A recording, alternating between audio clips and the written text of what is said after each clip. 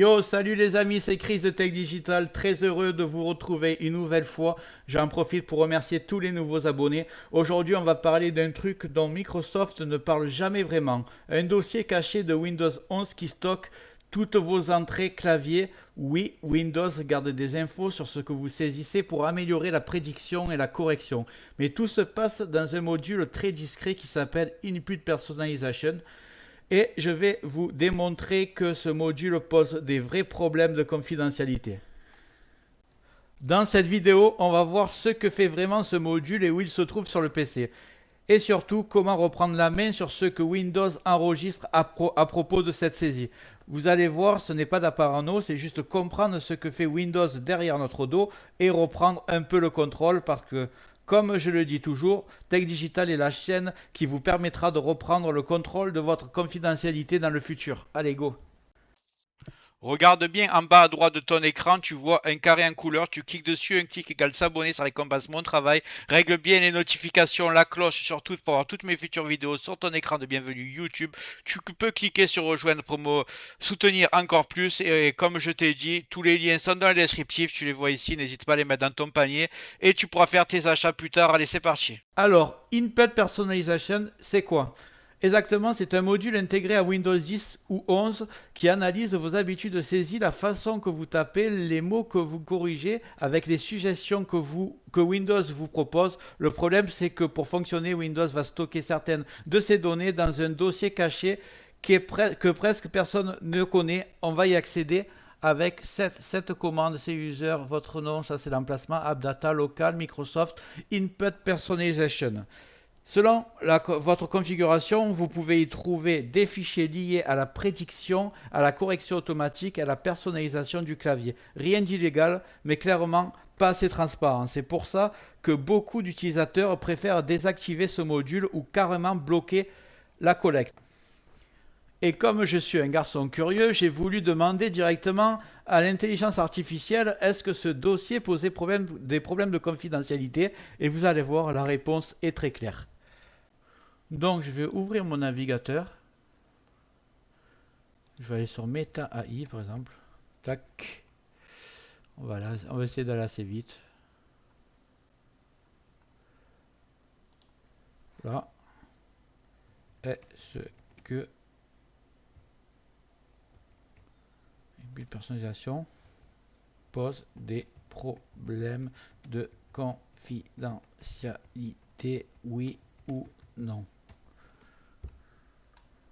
Oui, une personnelle peut poser conflit car il implique la collecte et l'analyse de données personnellement pour personnaliser l'interaction. Ça peut inclure des informations personnelles telles que les préférences, les comportements et les habitudes de navigation. Il est donc important de prendre des mesures pour protéger ces données et garantir la confidentialité des utilisateurs. Voilà, premier indice. On va faire ChatGPT maintenant, vous allez voir. Je vais ouvrir ChatGPT. Salut, est-ce que personnalisation pose des problèmes de confidentialité, oui ou non?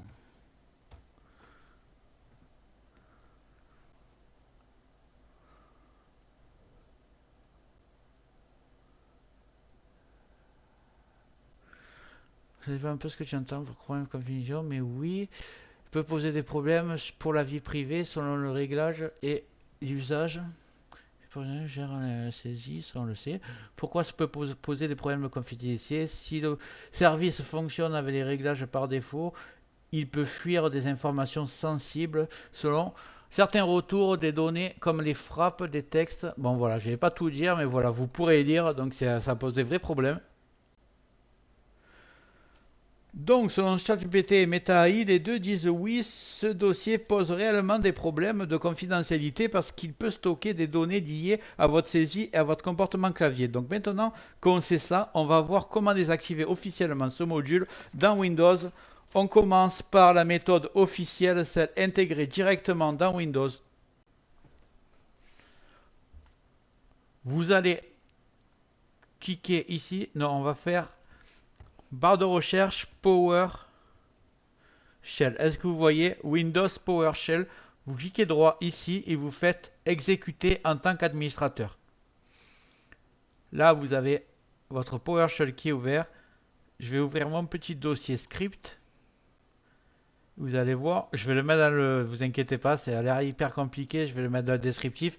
Il y a juste à sélectionner, faire copier et vous allez le coller là-bas. C'est tout ce qu'il y a à faire. Et là, ça va me dire, est-ce que ce fichier déjà existe sur ma version de Windows? Parce que j'arrête pas de faire des modifications sur les paramètres pour le rendre confidentiel.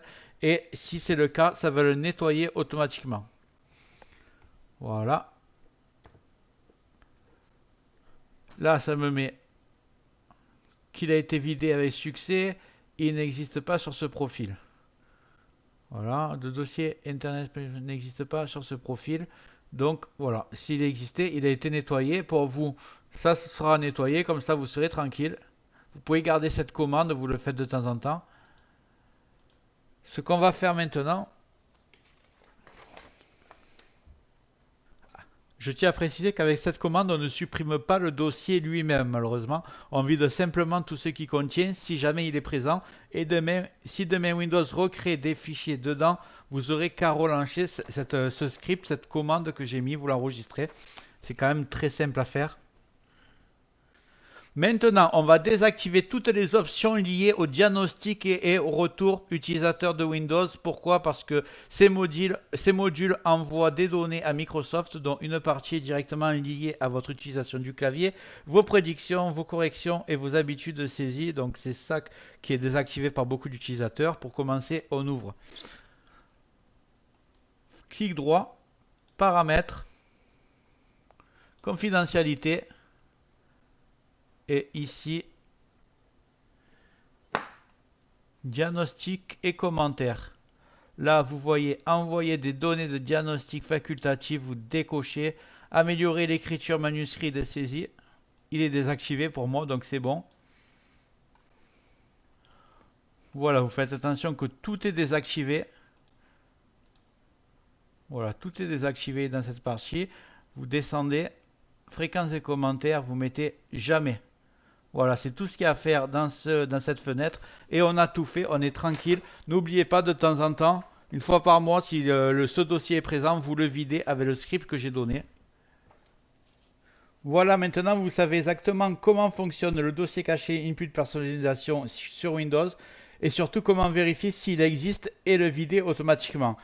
On a désactivé les options qui alimentent ce type de collecte, on a renforcé la confidentialité dans les paramètres et on a vu ensemble comment nettoyer complètement les fichiers que Windows peut stocker en arrière-plan. Avec ça, votre système est beaucoup plus propre, beaucoup plus discret et vous gardez enfin le contrôle sur ce que enregistre à propos de vos habitudes de saisie.